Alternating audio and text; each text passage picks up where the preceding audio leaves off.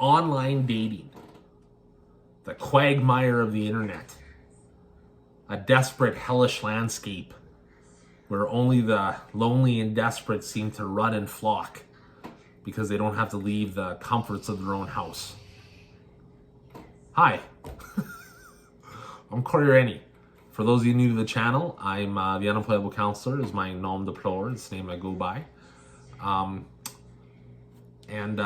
For those of you returning, just want to say thank you for returning and checking out the channel.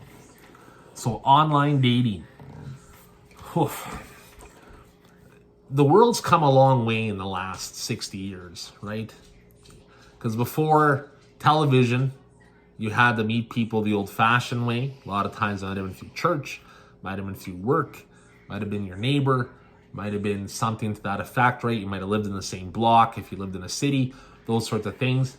Once the 70s hit, or the 60s and 70s, all of a sudden with TV, you had the dating game, you had all those kind of shows, right? Dating got seen in a different kind of light. It got to be more of a pastime than something that you did to procreate, to have kids, to run your farm or to run your business or all that kind of stuff.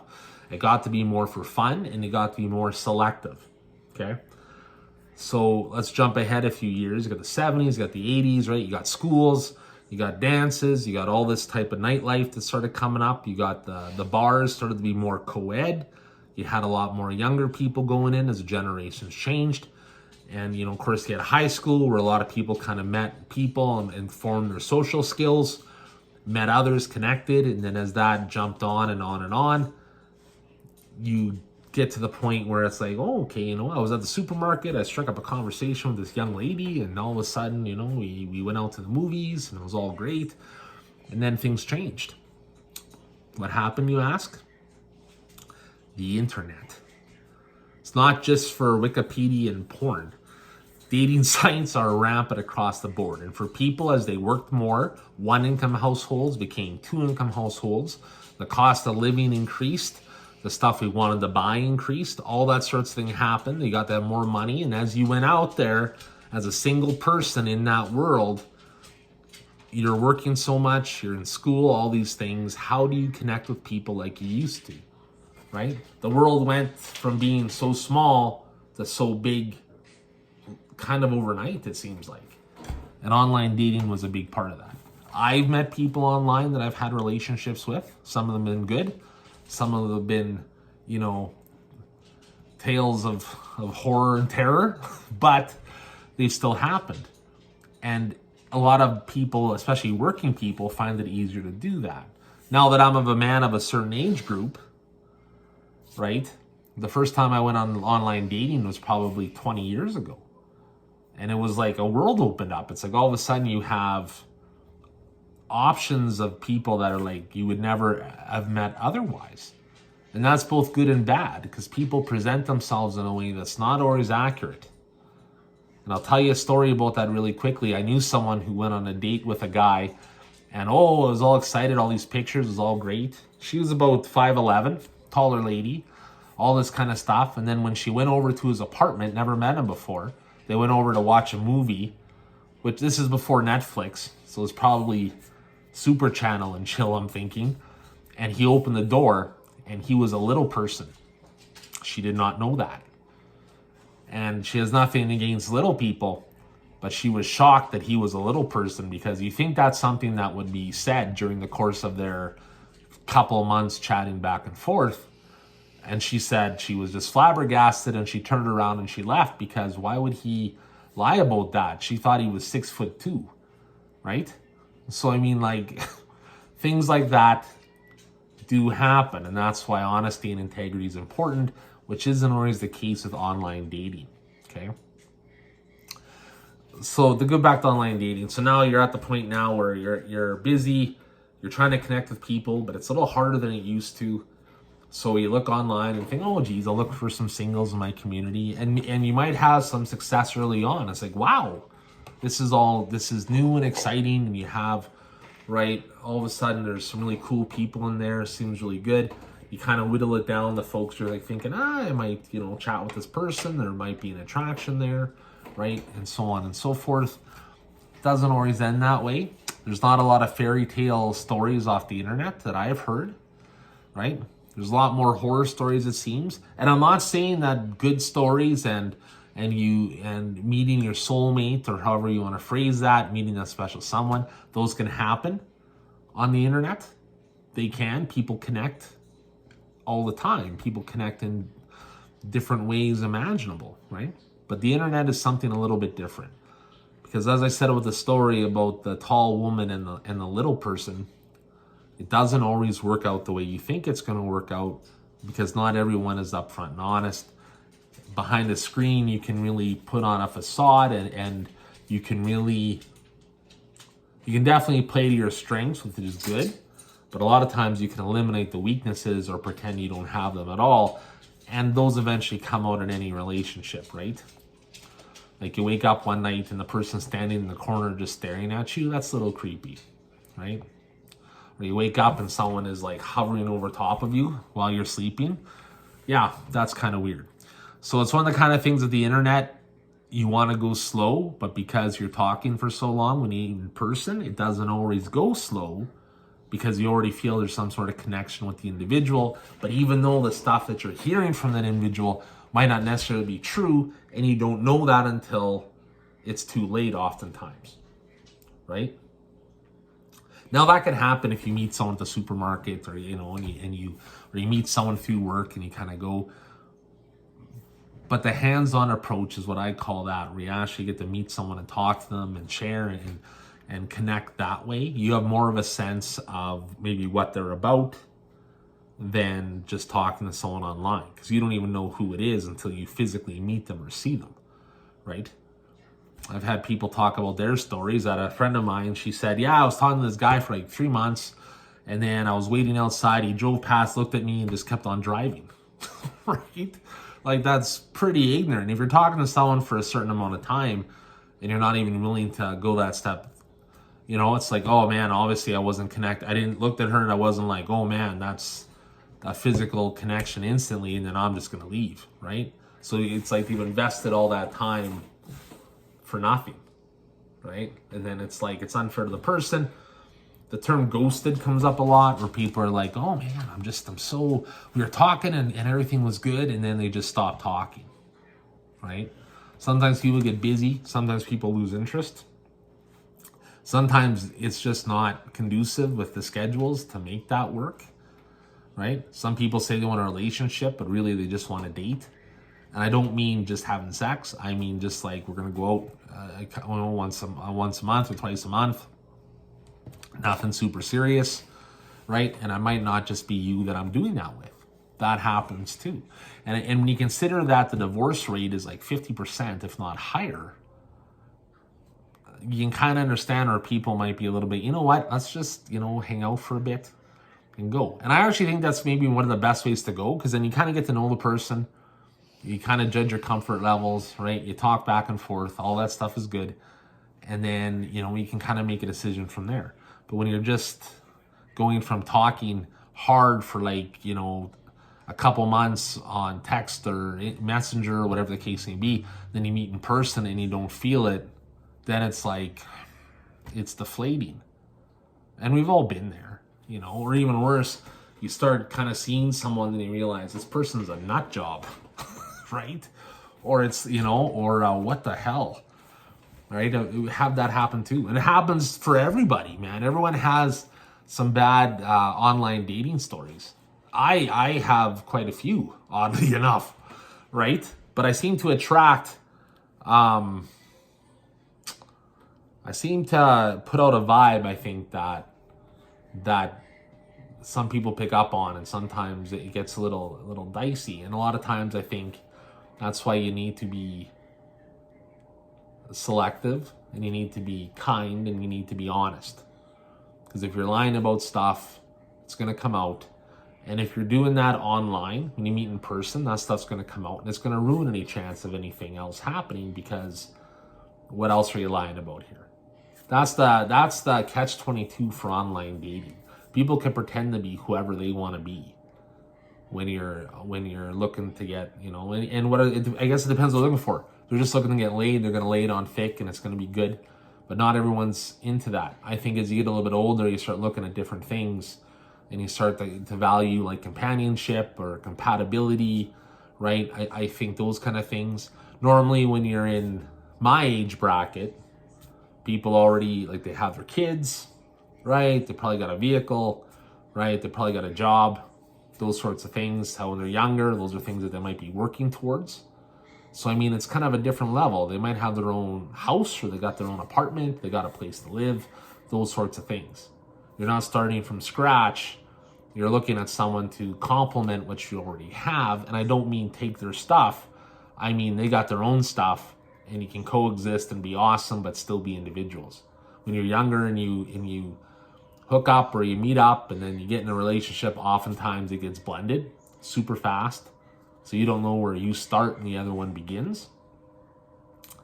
And I mean, a lot of us got burned because of those types of situations, right? So, I mean, as you get older and you start looking at online, you can easily pick, well, I like redheads. I'll look at redheads. Or I like this, right? Whatever the case may be, right? But there's also, like I said, there's that catch-22 where it's like, if something seems too perfect, it probably is. And online dating is one of those things that fit into that category of, if you meet someone who's like, oh my gosh, I can't stop thinking about them. Number one, at a certain age, like I said, you kind of sift through what you want out of a relationship, and more importantly, what you don't want, right? If you, if you've already have kids and your kids are a certain age, some people might not want younger kids around, right? Or some people might not like the idea of, oh, I'm friendly with my ex, which is an unbelievable story, I think, right? But I mean, like, you never know, right? Or there might be people that have jealousy issues, or you might see people that are online dating for years. They got profiles on there for years, or, and most people kind of jump in and out, but if the same people are always on there, then you start to wonder, what's going on there, right? Do you want to invest that? Is it a matter of I'm just fishing? Is it a matter of I'm just seeing who bites and I'll go with that and then I'll still do this? Like, there's a whole, and I'm not even getting into the dark side of it, because man, there's predators, there's not very nice people that use those dating sites to prey on the vulnerable people too. So I mean, you really got to be careful how you sift through that sandbox. And sometimes you find good people, and I believe there's people on there just looking to connect, and maybe with what their jobs are, or where their location, right? Like, maybe they don't get to meet as many people. You reach out and you do those things to try to connect, and there's nothing wrong with that. But you just got to be careful of the seedy side of the online dating, right? Because there's lots of tales like that. But that's why I think you got to be honest, you got to be upfront, and you got to know what you want, and you got to know what you are willing to put up with. Because you meet someone and it's like, oh, it's kind of rubbing me the wrong way. That might be something you can work with. I'm not talking about, oh, I left the drawer open or whatever. But I mean, like, it's like, man, it's like every time we go out, he yells obscenities at people, right? Or whenever we get something to eat, she throws her garbage at homeless people, right? Like, you know what I mean? Or they do things that are just like that. Like, is that something you can live with or something you want to continue? It's like, or you find out, oh, I thought you worked here, and then you find out they don't have a job. That sort of stuff. And if they're of a certain age, if they're not, I think you need to look at those factors. But online dating is both challenging, I think, but it can be rewarding too, because if you find someone that you want to be with, you'll feel that, I think, right away. And it's okay to pursue that. And it's okay to be like, hey, this are my expectations, or this is how I'm feeling. Now, I'm not saying declare your love. I'm not saying anything like that, but it's like, hey, look, I think we're, compatible. I think, there might be some chemistry. I'd like to see where that goes. I think it's okay to talk like that. But then I'm a different sort of cat with that stuff, right? I do believe that goes both ways. And if you're not interested in someone, you should tell them up front, right? Or if you go, you know what, I went out with you, it's just not going. Right? I'm sorry, I don't think this is going to work. I think that instead of prolonging the agony, and makes it worse when that cut does happen. Right? And that happens not just in online relationships, but I mean, where do people meet people these days? right? HR frowns if you date in the workplace, right? And is it like, oh, a friend of a friend? As you get older, you're not going to date your friend's sister, I don't think, or brother, right? Because then it's like, that happens, but it's like those situations I think are best left avoidable, I should say, right? So, I mean, what do you guys think about online dating? How does that work? I know, like I said, I've had some rough experiences where people then all of a sudden it's like, you know what, I'm not really feeling it. I don't think we're going to, I don't think this is going to work. And then they message you nonstop, or they show up at your house, or, all of a sudden there's, you get messages from other people on their behalf. Those sorts of things can happen. And I understand people being upset, but if you go out like once or twice and that happens, then I think that is the indicator of an issue where some people on there want a relationship so bad it doesn't matter. They just want a relationship. And I mean, that's, difficult too. Because how do you navigate that being respectful, but at the same time, it almost gets to be a safety issue. And I'll tell you, when I was younger, one of the big movies was Single White Female, right? Where it was like, oh my gosh, right? Bridget Fonda, all of a sudden Jennifer Jason Leigh is dressed like her, looks like her, sleeps with her boyfriend, right? It gets really bizarre. Now, I'm not saying that didn't happen to me, but I'm saying that those things can happen because people sometimes they want something so bad but they're not willing to wait for things to play out to see if that happens. They just instantly want that relationship. They want that person. It's like they want someone to be married to right now. And that's hard to deal with sometimes, especially when it's time to say goodbye. They're not always willing to let that go, right? And I mean, that's part of the thing, online dating, because I think if you see someone in person and you get a connection over time, you kind of know what the person's about. But when you're online and people can present any sort of front that they want, because it's going to help them get what they want, then for them that line gets blurry, and you're just the innocent rube walking through the wilderness trying to decipher what that is. And most of the time you find out and it's too late, right? And then people get upset, and then it's like, it's just more drama than what it's worth. And then people don't want to date anymore because of those kind of experiences, right? Like for myself, as a single guy of in his 40s, I think a lot of about companionship or compatibility, those sorts of things. Can you carry on a conversation with a person, right? Good sense of humor, right? And of course, there's always the physical side, and there has to be that sort of physical connection there. There has to be some chemistry, I think. And if that's not the case, well, okay, sometimes, that may develop with a little bit of time. But I think when you meet someone, you kind of feel that vibe right away. If anyone has seen Hotel Transylvania, when you kind of zing with people, you kind of know who your people are, and you kind of gravitate towards those people, right? I hope mine aren't the type that just stand in the corner and watch you sleep, because man, it's not a good feeling. But tell me your experiences with this. What are your thoughts on online dating? How do you think it helps? Do you think it's a benefit? Do you have some horror stories? Do you got some good stories? This is an open forum, so please leave in the comment. And like I said, please subscribe if you haven't already. Share it with your friends, right? Let's get some actual dialogue here. And don't forget to like the video. And yeah, and let's figure this out together. And let's try to make the world a better place, a happier place. One where maybe people find the ones they're looking for. And love is in the air, right? Or, or Tony, Orlando, and Dawn, right? Just tie a yellow ribbon around the old oak tree, right? It's been 3 long years. Do you still want me? All right. Well, thank you very much for watching tonight. I can't thank you enough.